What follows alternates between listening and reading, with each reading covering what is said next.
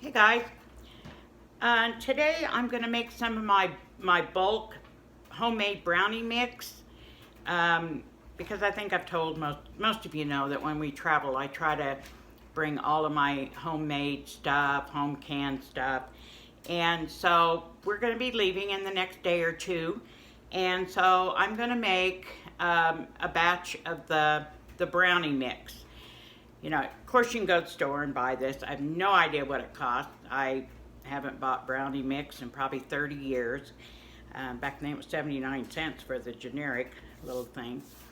But I know what's in mine, and that's why I prefer to do it this way.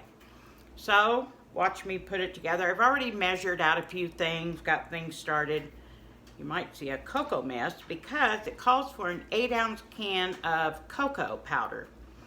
And, well, naturally, I know everything.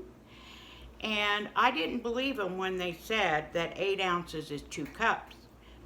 So I had to measure because I buy the big cans. So, all right, 8 ounces of cocoa powder is 2 cups. What can I say?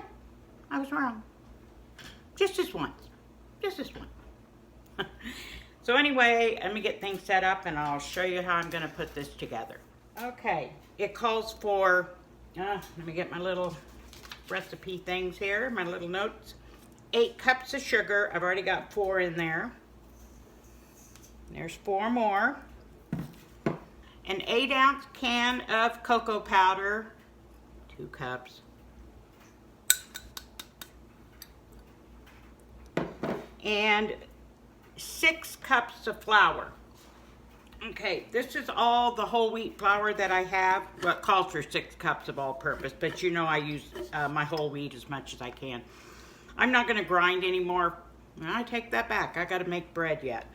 But I'm going to go ahead and use half and half. Half whole wheat, half all-purpose flour. So I'll be using 3 cups of whole wheat and 3 cups of all-purpose, and I'm going to get those measured out first. Okay, I've got the 6 cups of flour in here, and actually I used closer to 4 cups of whole wheat.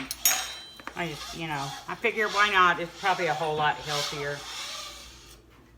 Sorry, I had to turn off that video I was watching.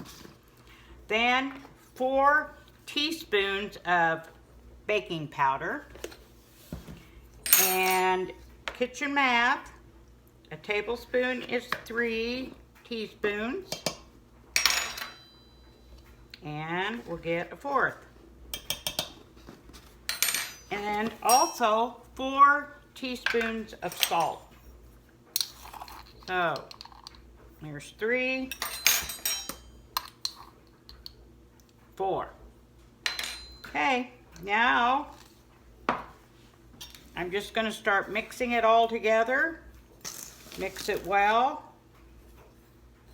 and I will spend quite a bit of time doing this. I want to make sure that everything gets well incorporated, and I want to make sure that any little lumps in the cocoa powder are broke up. You know how cocoa can be. So I'll probably spend, probably at least 10 minutes, if not longer, getting this mixed very well. I'm going to start out with this big spoon, and then I'll go to my whisk. So I'll be back when I get it all mixed up, and we'll show you what I got.